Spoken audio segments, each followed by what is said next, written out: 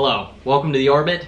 Today we're going to talk about TikTok. I have been using TikTok for what feels like months. I can't figure out exactly when I started, but I love it.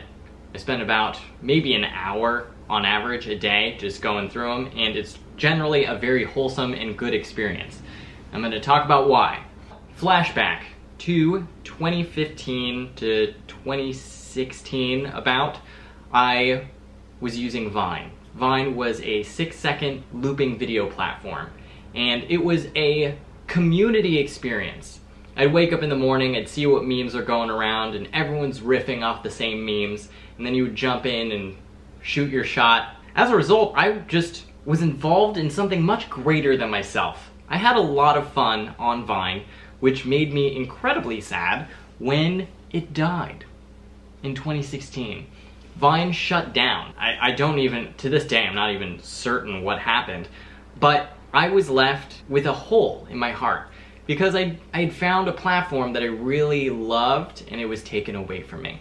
So anyway, this wasn't unique to myself.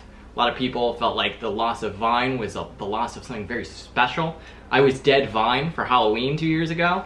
I just zombie makeup and the Vine logo on a green t-shirt. I really miss it. Anyway, at XOXO Fest, which is a conference for digital artists and creatives, and it's weird, I met Mike Bennett, who makes art and also shared my love of Vine. We talked about it for a bit, and he said, well, what about TikTok? And I told him, you know, I was a little bit afraid of TikTok because it wasn't Vine. I didn't know if it would do the same thing for me. And he said, you know, it's the best thing we got right now, and joining might be what Vine would have wanted. I'd been waiting for Vine 2. Dom Hoffman on Twitter kept on alluding to the fact that it might happen. And I waited for so long that I said, you know what, screw it. TikTok is here, I'm gonna give it a go. I joined TikTok. It was immediately very overwhelming. There was just a lot of filters and music, and when you're going through it's very aggressive on the eyes. But eventually, I started curating my feed. The algorithm learned who I was, and my content got better and better. And by better, I mean it was wholesome, it was so funny, and so creative. So let's talk about how it works. TikTok is an app on your phone. It has looping videos that range from 15 seconds to 1 minute long. The way it's organized is that you have a following page and a For You page.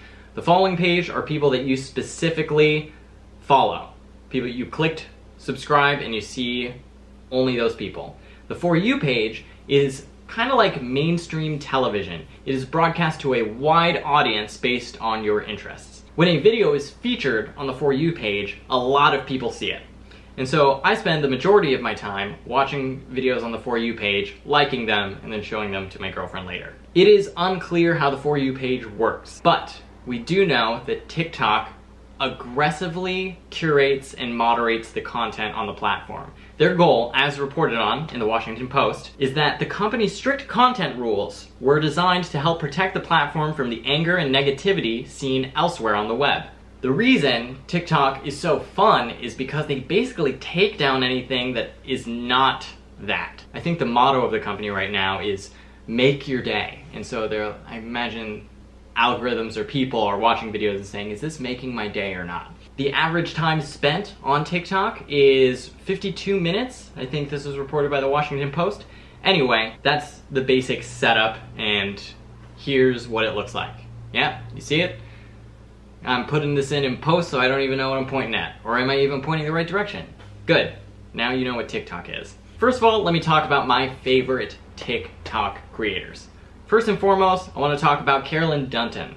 Carolyn Dunton, I feel like I was watching her videos before she blew up and became a personality. But she would have these awkward videos where she would pretend to ask portions of the internet if she could hang out with them. And eventually, by doing this, she settled into creating what she calls fish content. Fish content, something about it stuck. And it was her dressed up as a fish asking her followers for more fish content. It became a thing, and eventually the Washington Post replied with their own fish content to recognize her meme.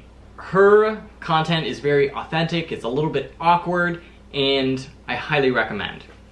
Speaking of the Washington Post, the Washington Post TikTok is also phenomenal.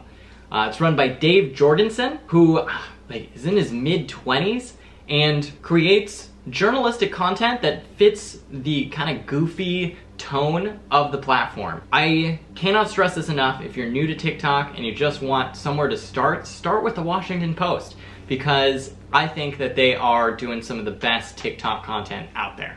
Further, Young Panini. Young Panini is just someone that I like. He's a lanky dude, dresses up in all yellow, usually holding some sort of lemonade or Arizona tea, while he just shout outs some sass to the mirror while holding his phone.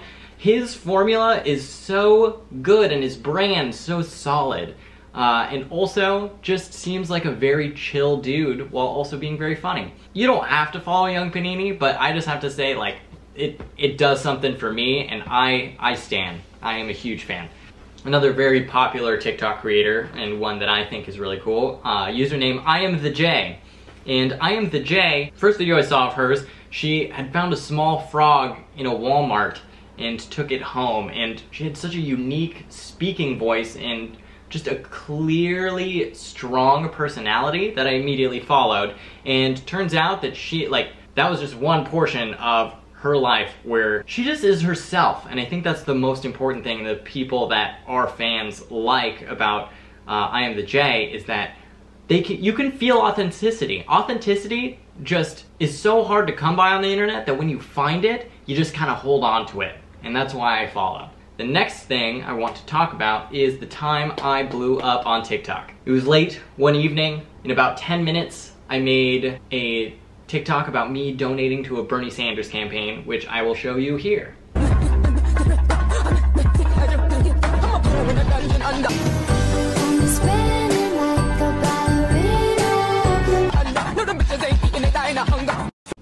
I just went through it in my brain. Hopefully that was enough time for that to happen. So, went to bed, woke up the next morning, and I had 10,000 likes on that video, which is more likes than I've ever gotten on anything. As the day progressed, that number continued to increase, and by the time the day was over, I was over 90,000 likes and over 300,000 plays on the video, which felt pretty fucking sick. I gained hundreds of followers when that was happening, also felt good. But what I suspect happened is that it got featured on the For You page, and it got a bunch of mainstream views, a lot of people vibed with it, and then after 24 hours, it was like the likes and the views suddenly just dried up, which makes me think that when you're featured on the For You page, you might have airtime of like 24 hours where it's being circulated and showing to people before they slurp it back. Welcome back. Sorry. Found your phone. You did? Yep. Just at the top right over here. TikTok? TikTok. Because I'm such a fan, and that there's no like playlist or curation feature, I have been saving TikToks to an Airtable, which is basically a Google sheet that populates a website that shows some of the best TikToks that I've found. And you can find it, I'll put a link, but it's TipToks, as in the tip top, but it's TikTok. And it has a collection of all these videos that I think are representative of some of the best content that I've found. I have been keeping a meme journal in Google Sheets where I kind of keep my ear to the ground as far as what memes are happening in a particular week. And I was hoping to just make a timeline at the end of the year, but the first thing I noticed is that these memes have a very short lifespan. I feel like a new one pops up every week.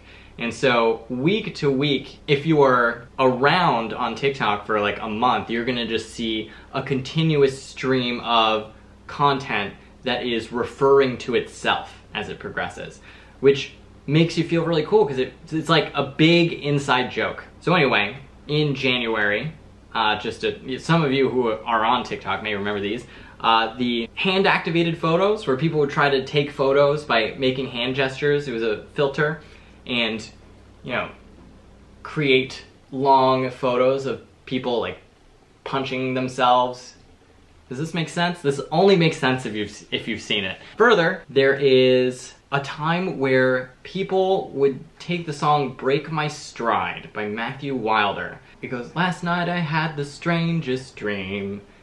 That's the way to try to... That one? In a little world. Right, exactly. And so they would video them texting either their parents or their partners or their Tinder dates the lyrics and to see if they knew what they were talking about. Yeah, that was mid-January, or no, that was early February. As we get to the present, I really like the JoJo pose. I actually made one of these, but it's to the song JoJo Pose by Apollo Fresh, and people will position themselves in the poses of some of their favorite animes or cartoons. Start flip the kill switch. JoJo pose, pose, pose. JoJo pose, pose, pose. JoJo pose, pose, pose. JoJo pose, pose. I'm keeping track of this. It's kind of hard to keep track now because I have other stuff going on, but I do have a Google Sheet that I will share with you at some point. Now, something interesting happened earlier this year. In January 2020, Dom Hoffman, creator of Vine, released Byte. In my opinion, it was a little bit late. I was on TikTok for maybe like 3 months, and then Byte comes into the picture, probably have some FOMO, saying, hey, here's that 6-second looping video platform that you have been wanting for 2 years. I said, Byte, I'm sorry to tell you this, but I'm seeing TikTok now. I've moved on. I have moved on, truly. And this actually happened, I was looking on Product Hunt. Product Hunt is a website where like tech people debut their products, and Dom Hoffman was like, yo, Byte is the new Vine. And Ryan Hoover, the founder and CEO of Product Hunt, commented and he said, this is great, I'm happy to see Byte, but TikTok is taking a lot of my time already. And for this reason, I have just not spent a lot of time on Byte. I am sorry, Dom. I made this meme to illustrate how I feel about the matter. I'm very proud of it, and it did not get the love I think it deserved on Twitter. Yeah, so I think that's the long and short of it. I'm just using TikTok. It is a really good time, and if you're looking for that community, I think it has a great community now. I think more and more people are getting comfortable with the idea of joining TikTok. Sometimes people think that they're too old. This isn't true. Are a lot of the creators young people? Yes, it's just because they're technologically savvy. But there are also people of all ages, all kinds of people who are making content, and I think it will be very hard for you to like feel left out if you just spend some time with it. To answer the question, should you join TikTok? It's really up to you. I know that my partner Cheyenne doesn't join TikTok because it would be a huge time suck, and I think this is a totally valid concern. However, if you loved Vine, and if you're looking for just some kind of bus entertainment, I think it's perfect. I think TikTok is also a good time for just when you're checked out on a Sunday night, you don't want to think about work the next day. It is very good to relax to. I just hear so many people thinking that they're too old for it. And I think that with any kind of technology or social media platform, I don't think you're too old. It's all about just finding the community that you vibe with. And if you like, you know, just continuous riffs of comedy and really creative video content, check it out. Follow Connor the Miller for videos of Soph McGough. I think I touched on everything. So I'm gonna stop the video. Vlogging is hard. You get better every day. And you just gotta do it.